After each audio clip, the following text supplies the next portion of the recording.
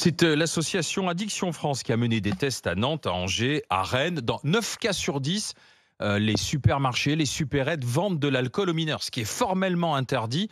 Réaction d'un grand patron justement d'enseigne, M. Schulcher. Ça n'est pas acceptable que les pièces d'identité n'aient pas été demandées. Il n'y a aucune excuse. Et donc, en repartant de ce studio, moi, je vais repasser des consignes à l'ensemble de mes 1800 magasins. Le contrôle doit se faire en caisse. Donc, nos hôtes, nos hôtesses de caisse doivent être exemplaires sur ce sujet-là. On n'a pas droit à l'erreur. C'est la protection des mineurs. Il n'y a pas de discussion. Donc, la resensibilisation va être extrêmement forte. Il va donner des consignes, le patron de Système U. Il peut, parce que seuls 8% des établissements qui ont été testés à Nantes, Angers ou Rennes ont demandé une pièce d'identité pour vérifier l'âge des clients. Et ça concerne toutes les enseignes, pas seulement U, mais aussi Auchan, Lidl, Leclerc, Intermarché, Carrefour, Monoprix, Franprix. 90 établissements testés. Le résultat est accablant. 86% de ces supermarchés ne respectent pas la loi, c'est-à-dire l'interdiction de vendre de l'alcool à des mineurs.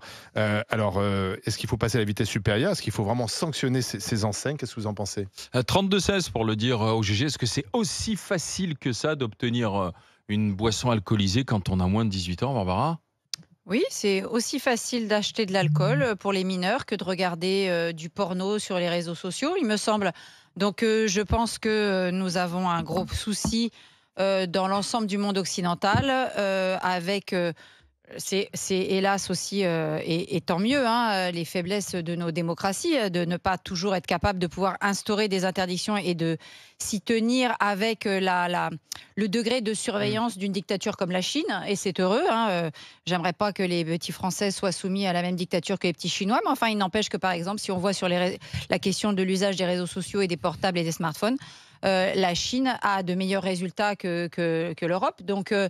moi, je ne suis pas tellement étonnée. En même temps, quand on voit aussi... C'est si compliqué que ça de respecter la loi. Je veux dire aussi, quand on voit certains de nos petits gamins de 16-17 ans, aujourd'hui, un gamin de 16-17 ans, physiquement, on dirait qu'il en a 20. C'est pour ça qu'il faut exiger une pièce d'identité. Il faut exiger une pièce d'identité, mais moi, je ne crois absolument pas, mais alors je le dis clairement, que les franchisés... les petits, je ne citerai pas de marque, mais vous savez, les toutes petites enseignes de coin de la rue. Les supérettes. Mais qui sont même des enseignes, de Carrefour, de Auchan, mais c'est etc. celles qui ont été testées, les Carrefour Express. Ils ont aussi un relationnel avec leur environnement. C'est leur clientèle. C'est aussi ceux qui vont venir acheter des cacahuètes et des fruits. Et donc, ils continueront à leur vendre de l'alcool. Vous verrez que rien ne changera. Donc, hélas, le problème, c'est l'alcoolisation des jeunes. Je rappelle l'article du Code de la santé publique qui précise que la personne qui délivre la boisson doit exiger du client qu'il établisse la preuve de sa majorité via un acte systématique non conditionné par le simple doute sur l'apparence physique du client. C'est-à-dire, on ne peut pas s'en sortir en disant il paraissait plus vieux que son âge. Mais je trouve que le débat est un petit peu hypocrite et quand on voit le responsable de Super U qui dit c'est pas moi, c'est Murphy, qui remet tout sur le dos de ses secrétaires, de ses caissières. Quand vous êtes aux heures de pointe, par exemple entre 18h et 20h et qu'il y a énormément de monde, vous n'allez pas demander aux caissières de demander des pièces d'identité aux personnes au risque de bloquer le flux de la foule. Donc c'est du n'importe quoi. Il y a des mauvaises habitudes qui sont prises depuis des années et au lieu de faire des rapports qui ne servent à rien, très honnêtement, il faut plutôt réfléchir aussi comment faire de la prévention auprès des jeunes. Et demain, combien même vous arrivez à faire l'interdiction, ils se fourniront sur Internet. Tu parlais des réseaux sociaux, à juste titre, vous pouvez passer par Snapchat, par le dark web ou autre, sans même passer par des sites de marques officielles. Donc c'est la prévention qu'il faut remettre dessus par rapport à l'alcool et les conséquences. On a un vrai problème avec l'alcool chez les jeunes? Et bien entendu, non seulement on a un vrai problème avec l'alcool chez les jeunes, mais on est nul dans la prévention en France. C'est quelque chose que je répète tout le temps. Moi, je ne comparerais pas la difficulté d'interdire le porno avec la difficulté d'interdire la vente d'alcool. Pourquoi ? Parce que le porno, on a du mal à mettre la main sur les réseaux Internet, les sites Internet, parce que l'État s'est jamais digitalisé, a jamais vraiment compris les enjeux. Les supermarchés, on le voit, il y a 5 patrons, on les entend le matin sur RMC régulièrement. Il y a Schulcher, il y a Bompard, il y a Cotillard, à 5-6, Leclerc, à 5-6, ils ont 80% du marché. Donc en fait, discipliner cette industrie-là, c'est beaucoup plus facile que de discipliner les réseaux sociaux, TikTok, les GAFA, etc. Pour moi, l'enjeu, il est ailleurs. Il est dans le fait qu'il y a une culture de l'alcool en France. Que c'est, on voit des vidéos de l'INA, on donne du vin à des enfants de 13 ans. À l'école, on leur donnait... vous, à votre époque, on vous donnait pas du vin au collège. Non, Flora. Alors, pas au collège. Flora, tu es désagréable. Non, 9h10. Non, mais attendez, c'était nos grands-parents. Enfin, Flora, quand même, pas nous. Bon, ok. Non, mais bon, pardon, vos grands-parents. Non, en revanche, on fait partie de la génération, effectivement, où laquelle? Attention. ado, Vas-y, attends, fais gaffe à ce que tu à vas la dire. fin du repas, t'avais toujours, le petit, on lui met t'avais le fond Voilà. du verre. Ah, bah, et tu vois, je finis. Non, Je on finis. finissait les Et on coupes te de rajoutait, champagne. tu sais, on te rajoutait un De petit l'eau. peu d'eau. Voilà, on te rajoutait un petit peu Ça d'eau. peut pas te Il faire trinque mal. avec nous et t'étais content, tu faisais le grand à 12-13 ans. Voilà, et ben il y a des pays que Regarde ça le résultat. choque. Le rapport des Français et de la L'épave. culture française à l'alcool est choquant pour énormément d'autres pays.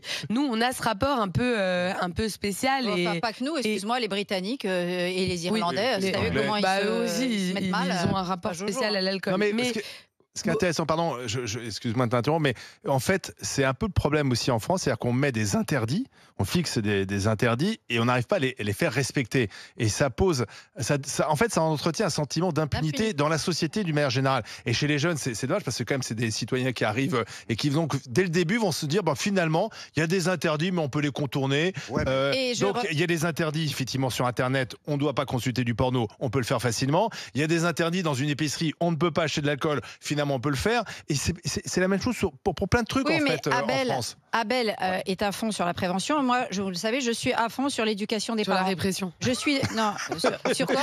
La répression. Oui, non. Éducation signifie aussi parfois la répression.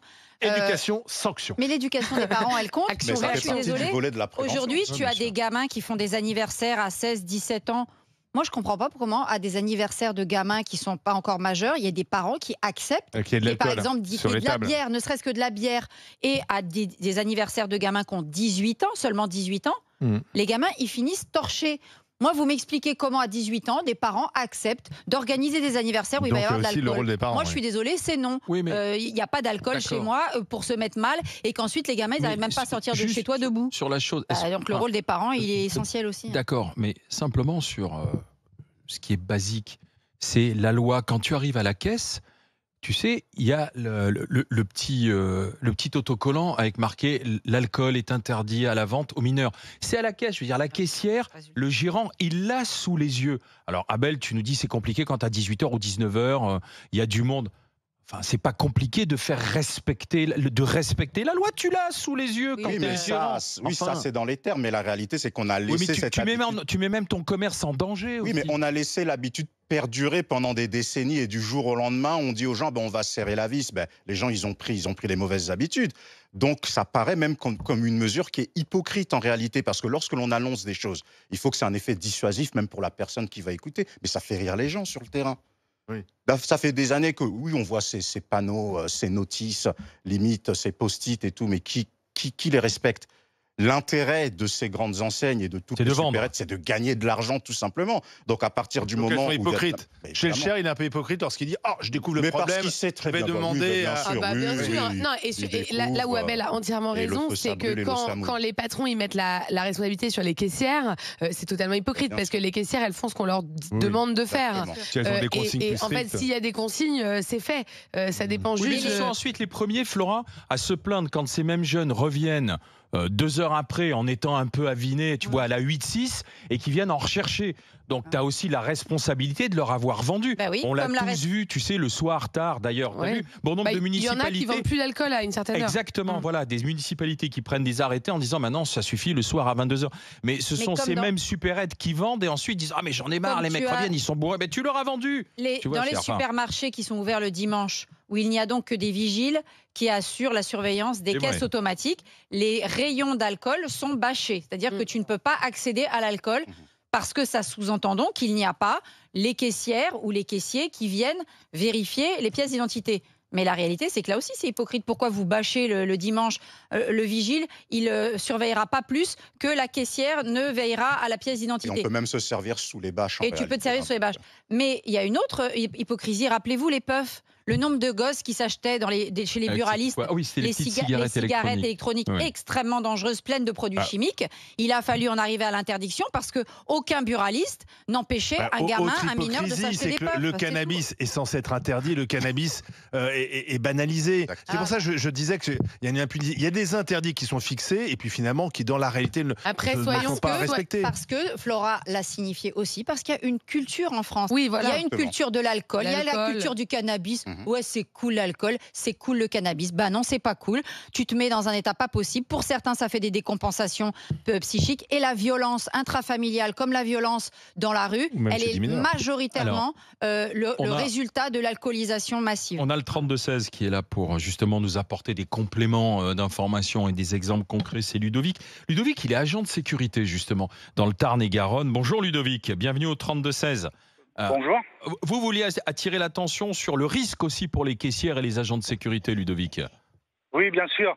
Bon, nous, on a le cas chez nous où on demande tout le temps, les hôtesses de caisse demandent tout le temps la carte d'identité. Elles se font des fois agresser verbalement, elles nous appellent et les gens ne comprennent pas qu'ils n'ont pas le droit d'acheter de l'alcool parce qu'ils sont mineurs. C'est-à-dire, comment ça se passe dans ces cas-là? Ça peut dégénérer? Des fois, non, ils repartent parce que nous, on leur dit sinon qu'on les interpelle et qu'on appelle la police parce qu'ils sont mineurs pour la vente d'alcool. Oui. Et on a aussi le cas où ils ont un ami majeur qui achète l'alcool pour eux. D'accord. Oui. Et ça arrive aussi quelquefois qu'arriver sur le tapis, on leur dise non, c'est pas possible. Et il y a des adultes derrière qui disent quand attendez, nous, on va leur prendre la bouteille. Et nous, oui. Donc là, on leur dit que justement qu'on fait un gros plan sur eux, qu'on les filme, que c'est eux qui achètent l'alcool pour les jeunes et qui seront responsables de l'état du jeune si le jeune se trouve en état d'ébriété. Mais vous êtes déjà retrouvé dans des situations où ça a dégénéré en agression, Ludovic? Non, c'est surtout pas physique, mais verbal. C'est quoi les agressions verbales? C'est des insultes, je vais pas dire les insultes qu'ils disent, mais voilà, ils sont insultants envers les hôtesses, ils agressent les hôtesses verbalement parce qu'elles veulent pas leur vendre de l'alcool.